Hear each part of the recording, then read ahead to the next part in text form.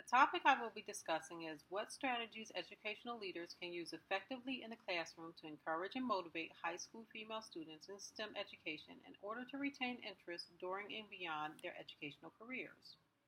The problem driving my research is that STEM curriculum and instruction does not produce the desired outcome for females to retain interest or increase their skill levels based on several factors presented in the field of study. This problem is interesting because so many young women switch or drop their STEM interests before entering high school. This problem has exacerbated through college years. According to Mal, fewer than 40% of incoming female freshmen stated their intentions to major in STEM-related subjects, of which 28% switched or dropped their STEM majors to pursue non-STEM majors, based on National Center for Education Statistics research.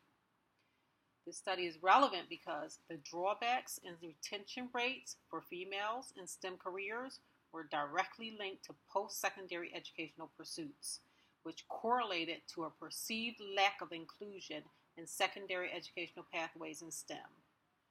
This study is especially relevant because the solutions provided for secondary education were not comprehensively realized to determine the efficacy of what was important to ensure females pursue STEM pathways in secondary education and beyond. Benfiat and Honey et al. Stipulated a major concern STEM educators face was the ability to effectively agree on a set of comprehensive STEM content in a manner that takes into account gender.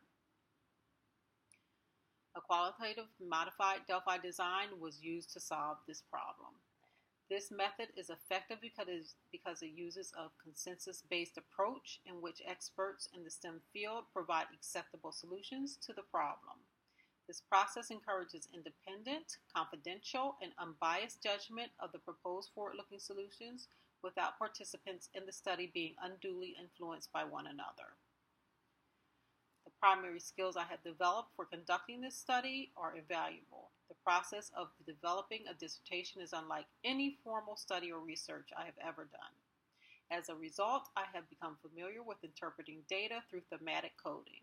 I am an analytical thinker, and in my job, data analytics is crucial for reporting purposes. Finding new ways to interpret that data is a skill set that is transferable to any setting. Another takeaway or lessons learned is that I have become less sensitive to receiving critical feedback. During this research journey, I did not know how to feel about the heavy criticism of my work, but I fully understand the need for such criticism in this process and welcome the input of others, which has made me a better manager. In this society that we live, women have come from behind the shadows and have become forces to be reckoned with. Imagine the confidence and power to go along with the passion women exude if we had parity with men on all scales of life.